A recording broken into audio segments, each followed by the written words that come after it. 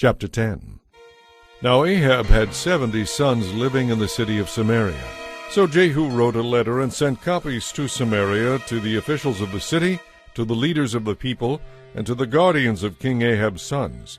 The letter said, "The king's sons are with you, and you have at your disposal chariots, horses, a fortified city, and weapons. As soon as you receive this letter, select the best qualified of King Ahab's sons to be your king, and prepare to fight for Ahab's dynasty." But they were paralyzed with fear and said, "Two kings couldn't stand against this man. What can we do?" So the palace and city administrators, together with the other leaders and the guardians of the king's sons, sent this message to Jehu. "We are your servants, and will do anything you tell us. We will not make anyone king. Do whatever you think is best." Jehu responded with a second letter. "If you are on my side and are going to obey me, bring the heads of the king's sons to me at Jezreel at about this time tomorrow." Now the 70 sons of the king were being cared for by the leaders of Samaria, where they had been raised since childhood. When the letter arrived, the leaders killed all 70 of the king's sons. They placed their heads in baskets and presented them to Jehu at Jezreel. A messenger went to Jehu and said, "They have brought the heads of the king's sons." So Jehu ordered, "Pile them in 2 heaps at the entrance of the city gate, and leave them there until morning." In the morning he went out and spoke to the crowd that had gathered around them. "You aren't to blame. He told them, I am the one who conspired against my master and killed him. But who killed all these? You can be sure that the message of the Lord that was spoken concerning Ahab's family will not fail. The Lord declared through his servant Elijah that this would happen." Then Jehu killed all of Ahab's relatives living in Jezreel, and all his important officials, personal friends, and priests. So Ahab was left without a single survivor. Then Jehu set out for Samaria. Along the way, while he was at Beth-Eked of the shepherds, he met some relatives of King Ahaziah of Judah. "Who are you?" he asked them. "We are relatives of King Ahaziah. We are going to visit the sons of King Ahab and the queen mother." "Take them alive." Jehu shouted to his men, and they captured all 42 of them and killed them at the well of Beth-Eked. None of them escaped. When Jehu left there, he met Jehonadab, son of Rechab, who was coming to meet him.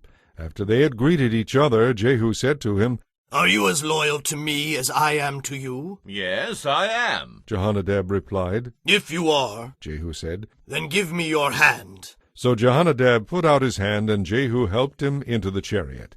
Then Jehu said, "Now come with me and see how devoted I am to the Lord." So Jehonadab rode along with him. When Jehu arrived in Samaria, he killed everyone who was left there from Ahab's family, just as the Lord had promised through Elijah. Then Jehu called a meeting of all the people of the city and said to them, "Ahab hardly worshipped Baal at all compared to the way I will worship him. Summon all the prophets and worshippers of Baal, and call together all his priests. See to it that every one of them comes, for I am going to offer a great sacrifice to Baal. Any of Baal's worshippers who fail to come will be put to death." But Jehu's plan was to destroy all the worshippers of Baal. Then Jehu ordered, "Prepare a solemn assembly to worship Baal." So they did.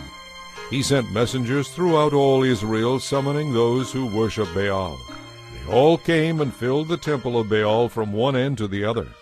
And Jehu instructed the keeper of the wardrobe, "Be sure that every worshipper of Baal wears one of these robes." So robes were given to them. Then Jehu went into the temple of Baal with Jehonadab, son of Rechab. Jehu said to the worshippers of Baal, "Make sure that only those who worship Baal are here. Don't let anyone in who worships the Lord." So they were all inside the temple to offer sacrifices and burnt offerings. Now Jehu had surrounded the building with 80 of his men and had warned them, "If you let anyone escape, you will pay for it with your own life." As soon as Jehu had finished sacrificing the burnt offering, he commanded his guards and officers, "Go in and kill all of them. Don't let a single one escape." So they killed them all with their swords, and the guards and officers dragged their bodies outside. Then Jehu's men went into the fortress of the temple of Baal. They dragged out the sacred pillar used in the worship of Baal and destroyed it. They broke down the sacred pillar of Baal and wrecked the temple of Baal, converting it into a public toilet. That is what it is used for to this day. Thus Jehu destroyed every trace of Baal worship from Israel.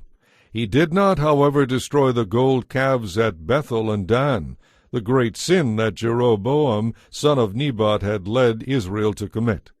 Nonetheless, the Lord said to Jehu, "You have done well in following my instructions to destroy the family of Ahab. Because of this I will cause your descendants to be the kings of Israel down to the 4th generation." But Jehu did not obey the law of the Lord, the God of Israel, with all his heart. He refused to turn from the sins of idolatry that Jeroboam had led Israel to commit.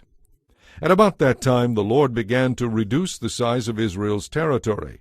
King Hazael conquered several sections of the country east of the Jordan River, including all of Gilead, Gad, Reuben, and Manasseh. He conquered the area from the town of Aroer by the Arnon Gorge to as far north as Gilead and Bashan. The rest of the events of Jehu's reign and all his deeds and achievements are recorded in the book of the history of the kings of Israel. When Jehu died, he was buried with his ancestors in Samaria. Then his son Jehoahaz became the next king. In all, Jehu reigned over Israel from Samaria for 28 years.